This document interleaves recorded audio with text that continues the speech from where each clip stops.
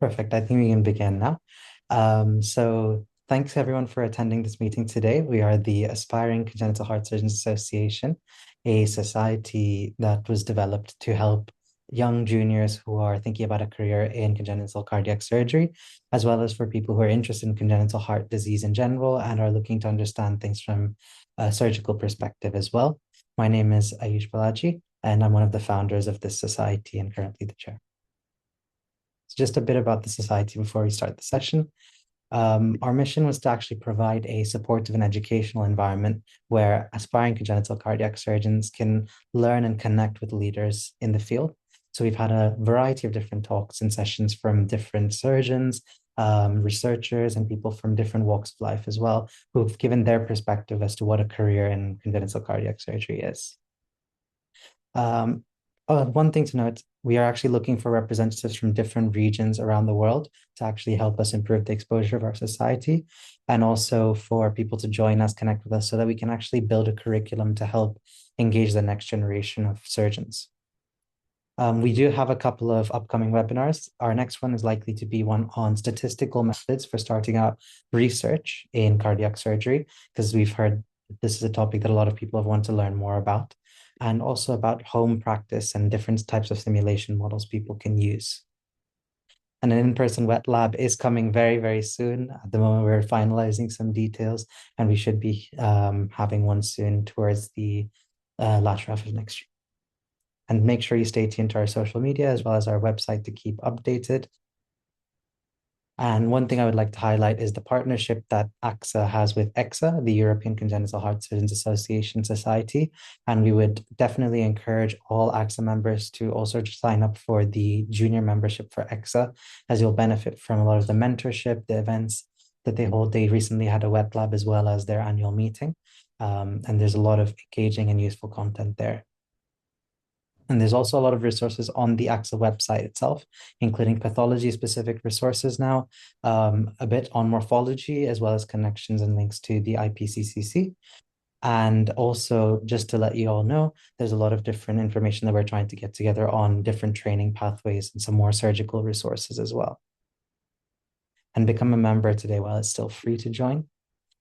So without further ado, just to start our session today, so the session's titled Painting a Picture, an Introduction to 3D Segmentation for Congenital Heart Disease. I know that sounds like a mouthful. So before we actually start off, I just want to explain a bit about the background. So in terms of congenital heart disease, there's a general clinical challenge around imaging.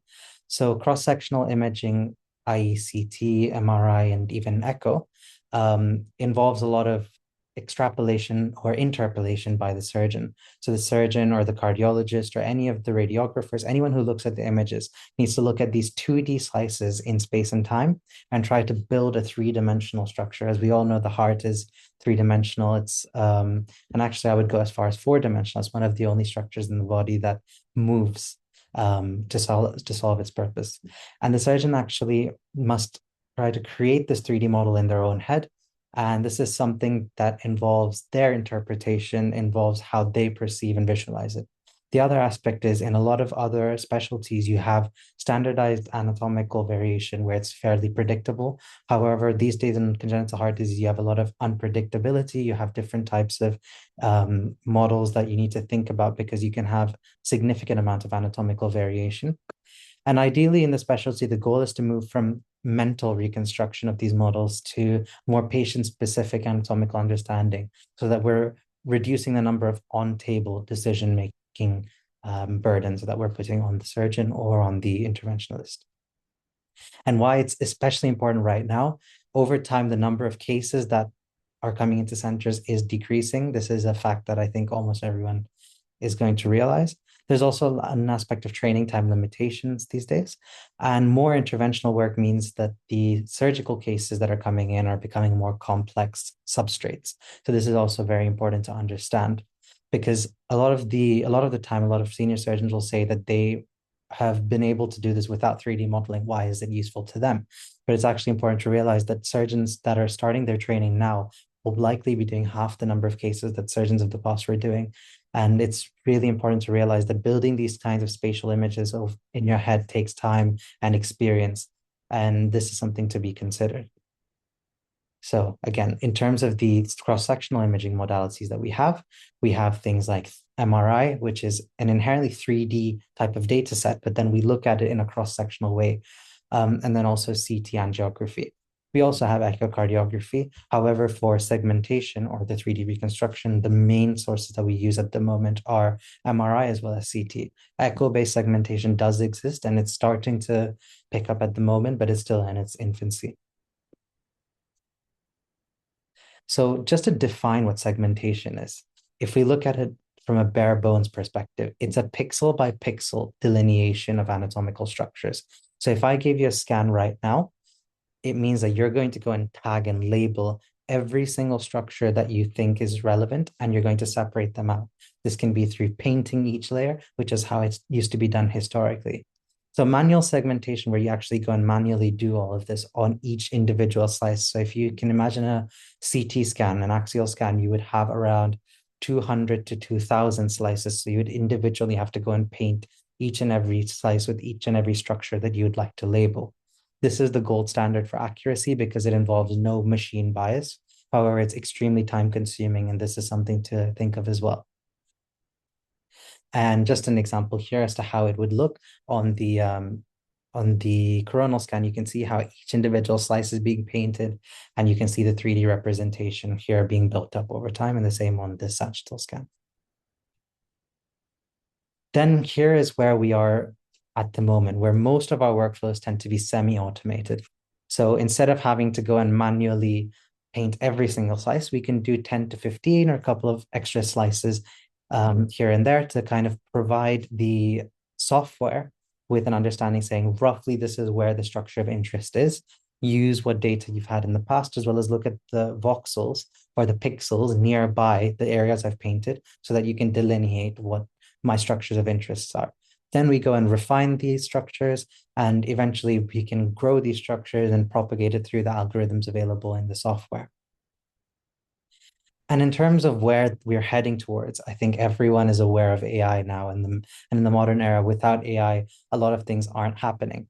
And so in terms of 3D segmentation, AI is coming into the picture, and it's currently actually very well developed for adult cardiac disease as well as for other specialties. However, with congenital heart disease, again, because there's significant amounts of anatomical variability, there's still a lot of value seen in people who are able to perform segmentation manually or semi-automatically in order to generate these 3D models for congenital heart disease. And again, having a 3D model in itself doesn't add much add much information when there's not adequate presentation of this model. So in order to actually be useful for preoperative planning, it needs to be explained to the surgeon or presented well. And you can have the surgeon look at the model, whether it's printed, whether it's digital, whether it's available on a screen or in virtual reality. All of these are different modalities. It goes into what the clinical question is, why the segmentation is being performed, as well as what the purpose of the segmentation will be, whether it's for clinical decision making, whether it's for teaching, whether it's simply to understand the spatial relationship of one or two structures. And the other aspect is when you print a model, you can print them in soft materials these days for actual practice. So things like baffles, especially for surgeons who are just starting out, juniors, it's significantly useful. I would actually like to point a lot of people to the host program from Toronto Sick Kids, where one of our collaborators, Dr. Nabil Hussain, he actually worked on that program for 3D models for congenital heart disease, for actually surgically practicing these. And they've created a lot of these surgical models that are pathology specific for practice. So you can see how you can go from just having 3D models on a screen all the way to models that can be sutured and practiced on as well. And in terms of communication and things that we can do in terms of education, it can be definitely used for training the next generation, from medical students to nurses to the future surgeons as well as for actually patient and family engagement, trying to explain to a patient what type of procedure is being conducted, or trying to explain to the family, as well as sometimes giving the family a model that they can take forward to use for communicating the patient's information to their doctors in the future as well. So you can try and translate that complex physiology, trying to explain to a patient through drawings to actually, here is your heart, this is how it looks like, this is what we're going to do.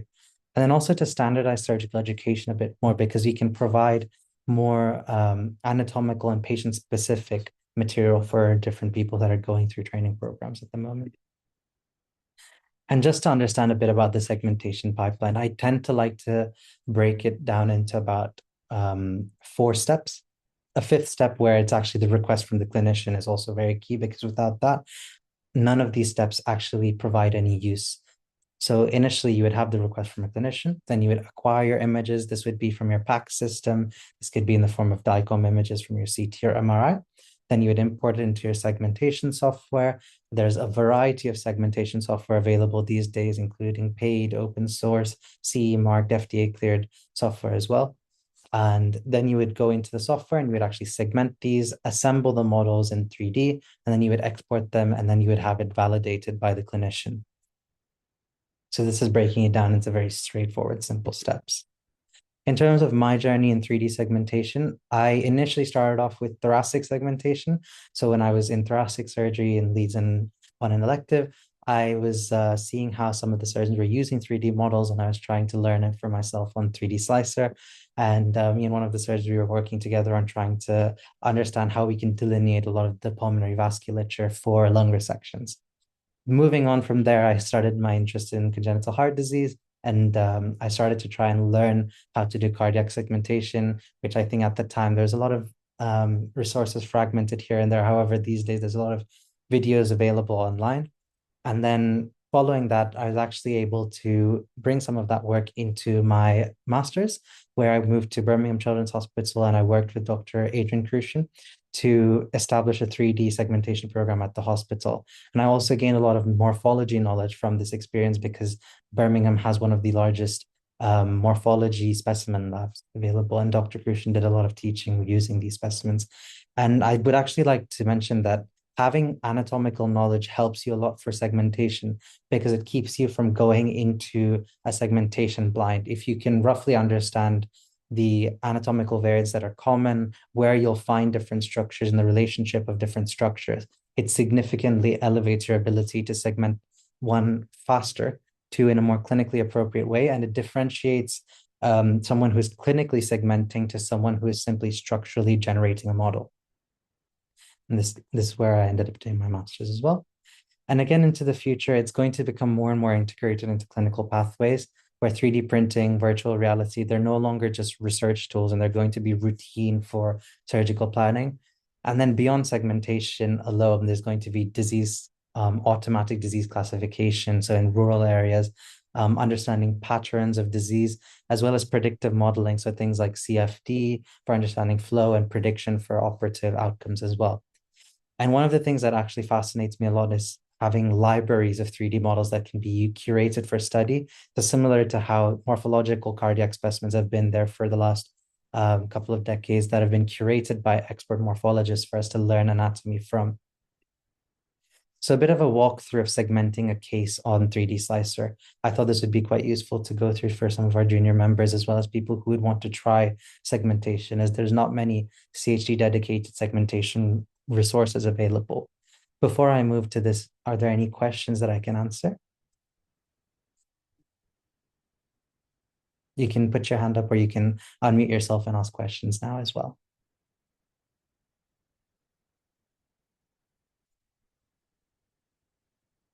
No? Perfect.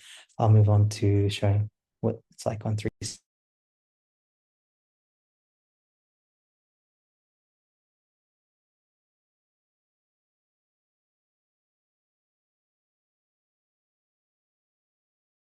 Ayush, you're on mute. Okay, I'm not sure if everyone's able to see my screen. If someone could let me know. Yes, we're able to see it. Thank you. Thank you. So just to start off with, I have a case that's been preloaded here. However, if we go from the very beginning, normally when you start off on 3D Slicer, once you've installed it, 3D Slicer is a free to use segmentation software. You end up on a page like this, and where you'll be asked to add DICOM data, so your scan data, and then you can go into the file database in your computer and import the scans into 3D Slicer. Following that, you'd be asked to click the load button. And then this is where the segmentation begins. So on this modules tab, you would go to this place called segment editor. you would select the image volume that you're using, which in my case is this image CHD. It's from an open source data set that I have. And following this, you would initially try and understand and set your levels. So just as you would do in a normal scan, make sure you can set your windows to the appropriate level so you can see the blood flow and the blood pools. And normally what cardiac segmentation is built around is actually blood pool segmentation. So we tend to segment wherever there's blood flow. So if there's no blood flow through a structure, it tends to be a negative space. It's not something that we can actually go and classify. So first thing we would do is we would add a mask. So a mask is a layer that we're using to paint. And then the first step that I tend to do is this thing called thresholding. So I look at the blood pool, which is this area here. So if we look at this structure, this is the ventricle. You would go and figure out a way where you can actually paint this. So in this case here, I've selected it, and then we go ahead and apply. And if we showcase the 3D here so far,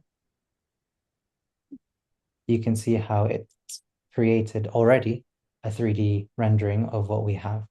Now, because there's a lot of bones and other structures that might not be useful to us at the moment, a lot of segmentation is actually where we have to go and clean up these different structures.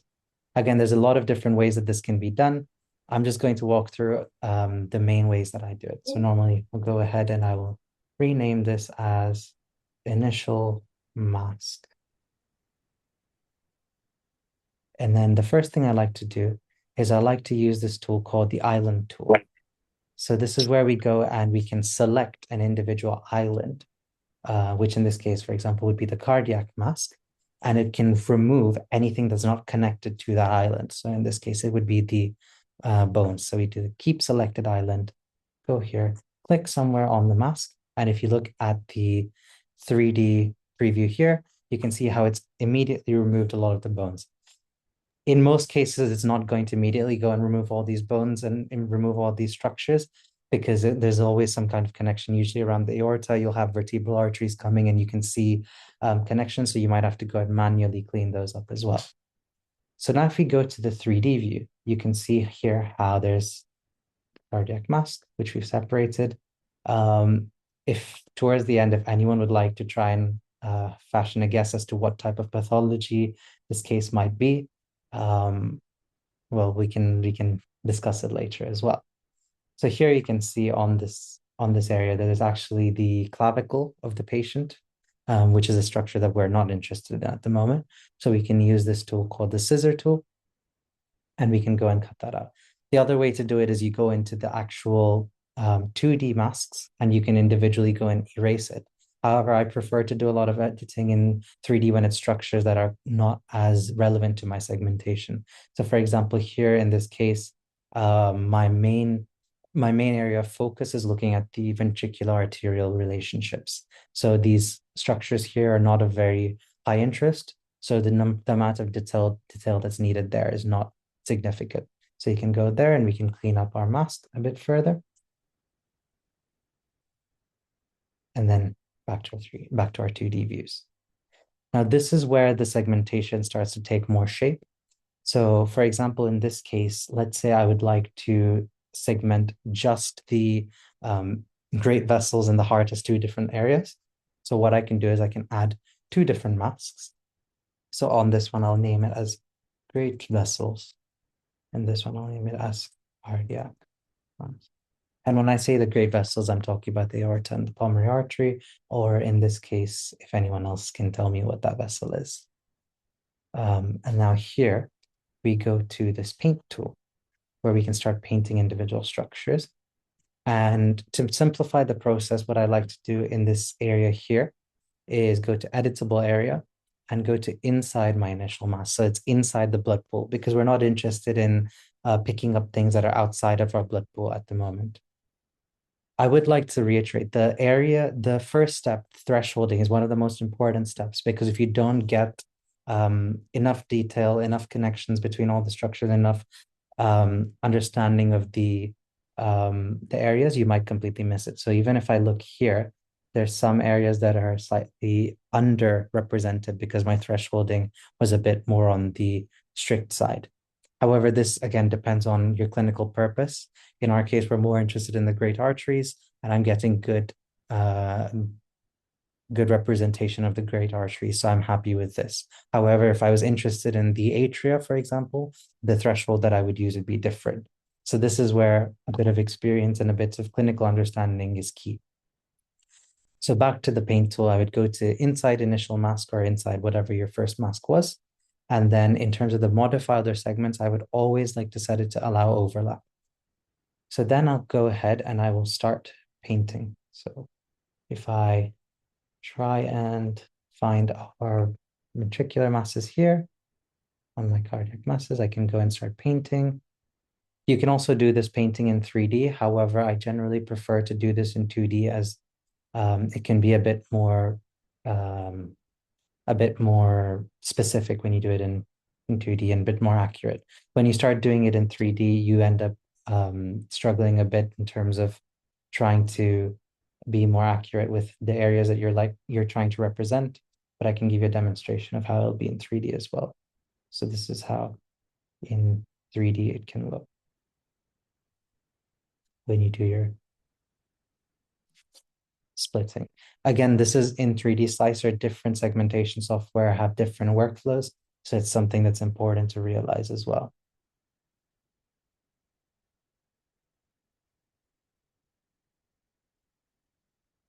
And again, the more detail that you do here, the more accurately you separate these structures, the better your end result will be. So for example, what I like to do here is I will go to my vessel here, my great vessel here, and I'll follow it up to where it's going. And I'll go all the way down to the descending aorta here as well. And that should roughly give you a good idea as to what is being represented in this segment. And then what I like to do is I like to close the view of my initial mass so I can see how the areas I've painted look. So far I've been able to paint this much, so I can keep going. And again, the more data that you provide, the better the software algorithm is going to do. So this is the propagation algorithm that I was mentioning earlier. The next step that I like to do is I go to this tool called Grow from Seeds, and I will press the initialize button, which means whatever visible mass there are is going to look at the nearest voxels. And before this, I've closed my initial mask. So if I go here to update, I show 3D. This is roughly how the software has decided that the relationship between the different masks are, and it's saying this is how it's planning to split it. Again, for the purpose of this demonstration, I'm not going to go into significant detail on how well it splits. In this case, it's not the best split because I haven't given good information in terms of the area between the great arteries as well as the ventricles and the outflow tracts. However, the more specific you are in this, the better your end result will be. You can go ahead and click apply here. And now you have your two different masks. A lot of people tend to ask, what's the difference between this and the simple volumetric reconstruction that you can do on the viewers that you have in the hospital? It's actually this where you can separate out different structures, where now I can go ahead and close or turn off my cardiac mask so I can just get a view of my great vessels. Here, I think a bit of the left atrium has been segmented as part of the vessels. So we can also consider how that can be a part of cleaning it up further. So if you go here to the island tool, I can clear out this. There's more and more complex tools. I think this is the most simple workflow in terms of creating a 3D model in the first place for the type of work that we're doing. And then from here, you can actually go and look at trying to do visual representations, trying to cut into the structures, going in and hollowing it, preparing it for 3D printing. There's a lot of different workflows that you can do. If there's something that people would like to see, I'm more than happy to walk through it if you can just pop in the chat. Otherwise, what I'll do is I'll just show you here. The left atrium that was segmented here, we've actually gone ahead and removed it. However, if we want to add it back to this cardiac mass, what we're going to do is, first of all, I'm going to create a new mask. I'm going to call it as duplicate great vessels. And I'm going to go ahead and firstly delete my left atrium from this initial mask. And the way I did it in this case was using the island tool. However, you can go ahead and use the scissor tool or whatever tool that you would like as well. And what I'm going to also do before I do that is go ahead and on this duplicate great vessels, I'm going to press this logical operators or Boolean tool, press copy, select my great vessels and add it in here. And now if I try and show you how it would look, I've got a duplicate of the great vessels as well. And now I'll go to this one. I'm going to do the island tool to get rid of my left atrium. And because I have this one, which still this mask that still has the left atrium, I'm going to rename it left atrial appendage. And I'll go ahead and I'm going to use this logical operator tool again, or the Boolean tool, and subtract this left atrial appendage from the great vessels. So what that's going to do is get rid of the great vessels from this mask and just leave me with the left atrial appendage. And now to add it back to the cardiac mask, what we're going to do is click on the cardiac mask, press the left atrial appendage, and add it. And now we have the left atrial appendage as part of the cardiac mask. So this is a way you can do things as well. And the same thing goes, for example, with this area here, the area underneath the outflow tract. We can go ahead and use this scissor tool, for example. I'm going to create another mask again, rename it outflow. I'm going to use the logical operator tool, copy the same great vessels here. And I'm going to go back here and I'm going to try and remove this area from, sorry. I'm going to try and remove this area from the great vessels mask. So roughly, this gives us our great vessels in a slightly better view. I'm going to do the exact same thing that I did for the left atrial appendage. I'm going to go ahead and subtract the great vessels from this outflow tract. And I'm going to do the same thing here, go to cardiac mask, and I'm going to add our outflow tract back. And now we have a slightly better representation of the anatomy. Now from here, this is where the visualization tools come into the picture. So we go from here to the segmentations tab. And if we go to this area here called the clipping tool, we can do create new clip, turn on this clipping. And if I, for example, add in red, green, and yellow. So the red, green, and yellow are simply just our 2D views here. So if I go here, based off of how I scroll on this screen, on my axial views, I can cut into the ventricles. Again, viewing inside 3D Slicer can be slightly more challenging than using a dedicated viewer, which other softwares can provide. So it's important to also look into this option if you have availability. So for example, Materialize Mimics has Mimics Viewer, but there's also other software that's available. I think on the chat, we have a question regarding segmenting the myocardium. So the myocardium is something that's actually quite challenging to segment purely because there's a lot of structures that resemble the myocardium. So if I go here back to our segmentations, I'm going to turn off our clipping for now so that I can try and walk you through segmenting the myocardium. In terms of the myocardium, there's a couple of different things to take into account. Trying to get an accurate representation of the myocardium is slightly on the more challenging side, and to be honest, is not something that I tend to routinely do either. So if I do it color, you can rename it cardium. But essentially you follow the same steps. You go into the thresholding, and instead of using the blood pool, you would go and select the area that represents the myocardium. So if I go here. So roughly this is the color of our myocardial tissue.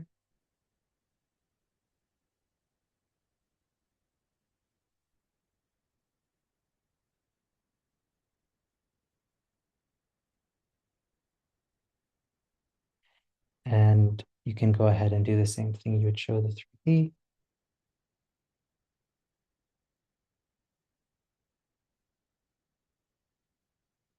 Sorry, once. And again, because I've previously done this, I would have to go here, editable area everywhere, and do the allow overlap. And now if you look at it here, it should generate a 3D mask. Again, because of the myocardium, if you can even look here, a lot of the chest wall, skin, some of the other structures are all similar Hounsfield units to the myocardium. It's not a very clean mask, which you can see here already. So what I tend to use this as a kind of base layer. So if I go here, I have my cardiac mask. I would go onto this and I would use the paint tool. And I'll rename this myocardial painting. And I'll edit inside this myocardial threshold. And this is where, again, you tend to lose accuracy because the way that you can do it is essentially you would roughly go around and paint what you can see and say this is roughly where the myocardium is. And you can lastly go and use the subtraction tool and delete any of the blood pool inside it. It's not a very elegant way to do the myocardium, to be honest. There are certain other ways you can do it. But again, it depends on why you're segmenting the myocardium as well. If it's for 3D modeling, 3D printing for surgical use, um, I understand the use of printing myocardium. However, a lot of the times in a surgical point of view, it can actually misrepresent things like the size of the heart if you don't segment it accurately. So it's not something that I particularly like to do. However, again, it depends on the clinical question, the use case, and again, it's also based off of your experience and what your surgeons, what you would like to have as well. So this is how it initially tends to look, and then you can go ahead and start smoothing. However, again, like I said, it's not the most pretty thing to segment. So you go ahead, you can do this. And again, the more detailed you do, the more accurate you are, the better it can be. If you do it completely manually, you'll get an amazing result. There's been 2 or 3 cases where I have done manual myocardial segmentation because it was pertinent to the case that we had an understanding. So and a good example of that, for example, is my myectomy cases or myectomy cases. However, even then, when you look at the blood pool mask, it's important to realize that the empty spaces around is where the myocardium would be. So it's again, you can, when you present the model to surgeons, the surgeons tend to actually understand what then empty space means, and it gives them a good enough visualization of what the ventricular cavity in the ventricular chamber is going to look like. So it again really depends on your clinical purpose. That's how I would answer it. But this is the way that I would segment the myocardium in 3D slicer in a quick way.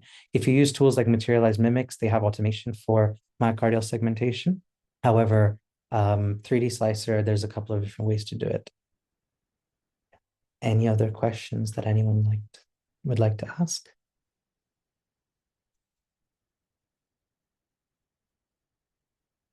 I think if that isn't any, again, just to complete the myocardial segmentation, what I would always do, um, I would actually go back and subtract my initial mass. So this is the entire blood pool, and go ahead and do that.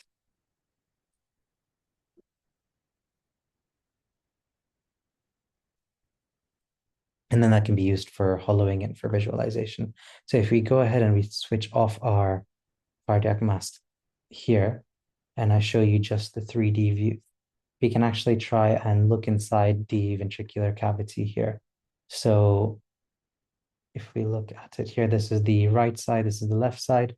We're looking in through the mitral valve or the left AV valve into the left ventricular cavity, and we can see some of the muscles and the papillary muscles here as well. So this is where myocardial segmentation can be useful. Because again, if we're looking at the internal surface, it's very useful. If you're trying to do the kind of epicardial surface, I'm not the biggest fan of myocardial segmentation.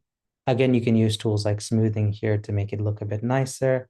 If I go ahead and do this, it will make it appear a bit smoother, and we can go ahead and clean up certain things as well.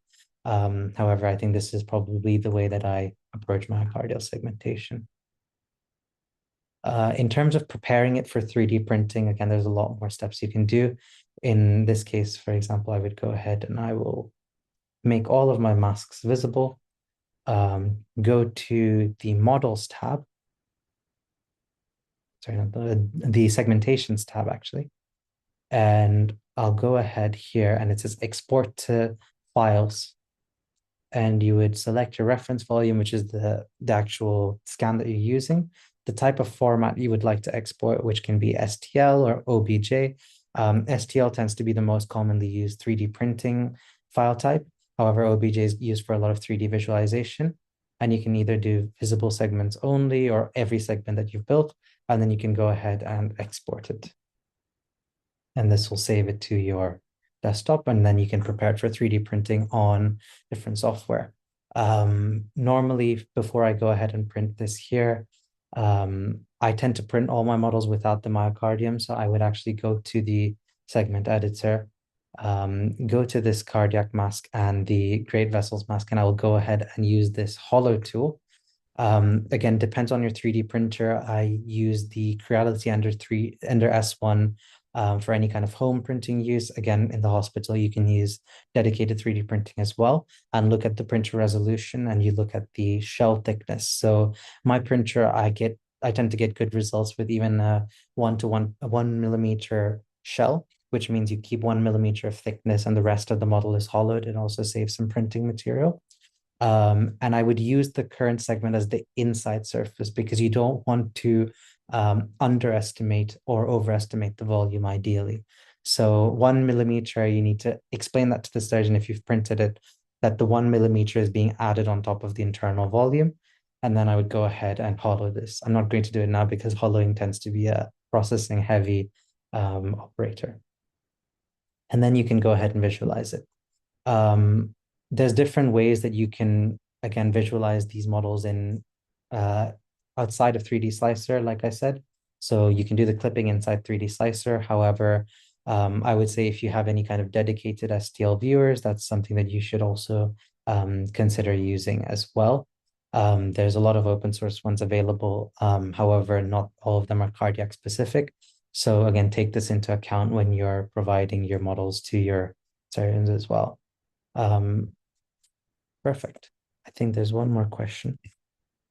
Do you have to have perfect resolution in all three orthogonal cut planes to have good segmentation? I have some good resolution sagittal cuts and corresponding axial and coronal cuts have bad resolution. So I think with MRI, this has been a challenge even with the data that we get at my institution as well. Usually the worse your resolution is, the worse the segmentation will end up being. Ideally, you would want to have, I would say, at least two cuts, so sagittal and coronal or sagittal and axial with good enough resolution in order to segment well. However, I would say that you can always try, but I would always caveat any presentation of the model to a surgeon with that saying that the scan quality was poor. So there's a lot of interpretation that has had to be done by the segmenter. So this is something to consider as well. Any other questions?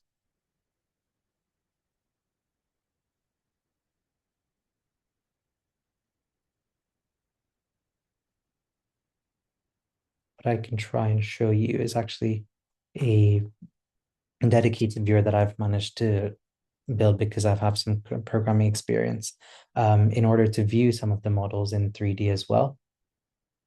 So if I go here, I can actually go and manipulate it. There's, again, open source ones available, and you can go ahead and you can interact with these models in 3D as well. Perfect. Any other questions? Could you please, over the clipping tool again, how do you anonymize patient data from and to? So in our institution, we get our patient data anonymized before we actually import it into our 3D segmentation software. So this is actually something that our institution we don't tend to have to worry about too much. The PACS team takes care of it. However, I believe in Slicer there are ways to anonymize. Personally, I'm not completely sure, so I don't want to provide you with any wrong information. But if you search this online, there's definitely lots of resources available on this. I'll try and see if I can find any. The other question, clipping tool. So is this the viewing clipping tool? So if I go again to segmentations, not the segment editor, I scroll down to this clipping tool here, and we turn on what's called the clip node. This is just creating um, a clip plane that you can do it. Red, green, and yellow is basically the way that 3D Slicer represents the slices. So red is axial, green is coronal, yellow is sagittal. So for example, I can switch off my red, so my axial slice, and I can switch off my sagittal slice here. So you can just have a coronal. The positive and negative indicates which way the cut should be. So for example, if I do it positive, at the moment it's cutting from the back, whereas if I do it as negative, it'll cut from the front. And then as I scroll on this, it can build up the volume as we go through. And then if we look here, you can still visualize it fairly easily. I'm not sure if that answered your question very well. I think someone's answered. For anonymization, you can use slice or batch anonymize. Perfect. Um, Thank you. For students watching, how can they get involved in projects in this area? I think, again, there's a lot of projects available in segmentation, including in terms of education. And it's also a useful skill to have, in my opinion, in order to increase your value as a student in a department. So a lot of congenital departments these days are moving towards having 3D models and 3D segmentation available within their workforce. So I would say definitely it's something that you can use. There's a lot of different projects, especially now with advanced imaging. There's projects where people are actively looking for people who know how to do segmentation.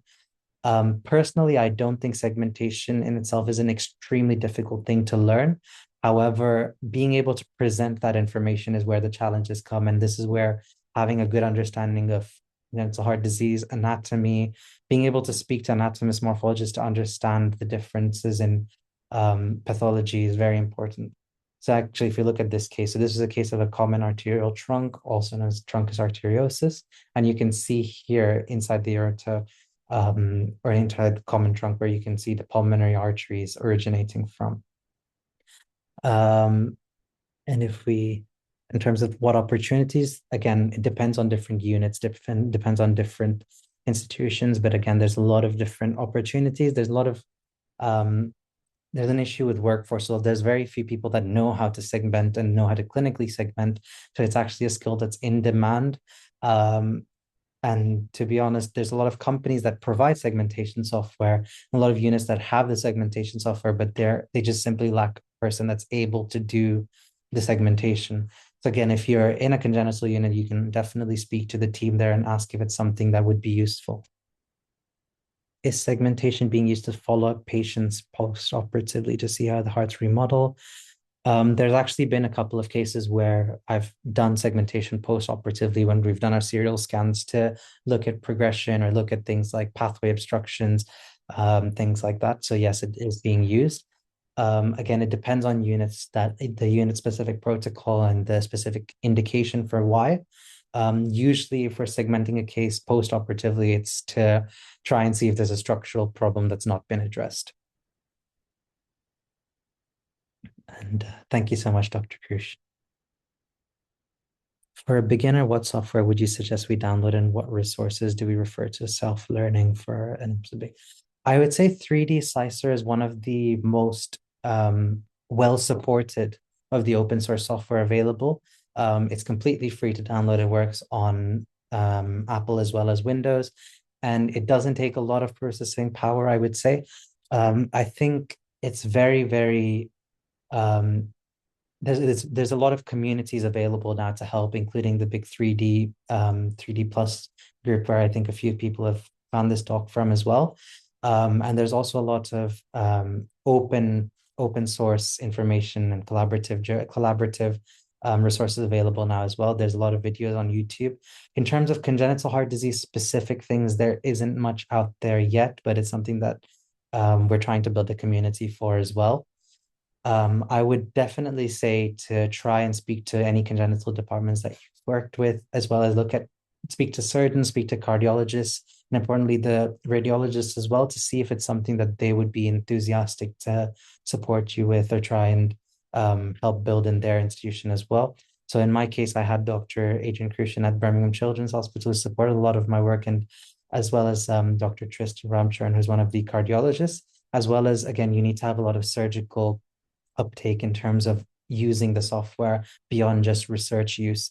Again, at the moment, lots of institutions use it for just research use. However, with as we go along and as more software gains CE marking and FDA approval, we can start to bring it towards more and more clinical decision making. Would love to begin my journey in segmentation. Would love to learn a roadmap for learning to arrange from simple. I think in terms of segmentation itself, the pathology itself doesn't change how you would segment in terms of steps on the software.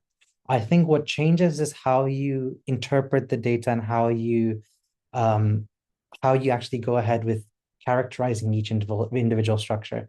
So for example, if you have a VSD, you would not be focusing too much about, let's say, the chest wall, or in just as that's a poor example, but just as an example, you would be looking at things like the inlet areas, looking at the AV groove, looking at the actual position of the VSD, whether it's perimembranous, looking at it, whether it's outlet, looking at that type of data. So again, it depends on the specific pathology, how you would present that data. So for example, if I have a structurally normal heart in terms of the AV connections and there's no VSD, but there's transposition of the great arteries, I would be thinking about segmenting mainly the great vessels, and I could even split the different ventricles to understand the positioning. That's more of the approach that I would take. It simply depends on what kind of purpose you're using it for. What type of 3D demonstration do you use to demonstrate? To be completely honest, a lot of our visualization these days tends to be on the computer screen itself. Surgeons don't tend to request VR or 3D prints unless it's specifically indicated. VR is useful, however, it depends on the user. Personally, I do like having VR to visualize certain models. However, these days I find that I can understand it simply with the computer screen. I do have access to a 3D display. So this is one called a looking glass, where you can bring the model onto the screen and you can visualize it in 3D. So it's a holographic display. However, again, this is only if there's a specific use case where you would like to see it. Again, it depends on your unit, depends on cost constraints as well. I'm someone who's fairly against 3D printing every single case because that adds cost, that adds time. I think a lot of cases where the main purpose is to have 3D visualization, a screen or virtual reality is more than enough. However, it, again, like I said, depends on your unit, depends on the preference of the surgeon, as well as the person that you're presenting the data to. Any other questions at all? You can unmute and ask as well.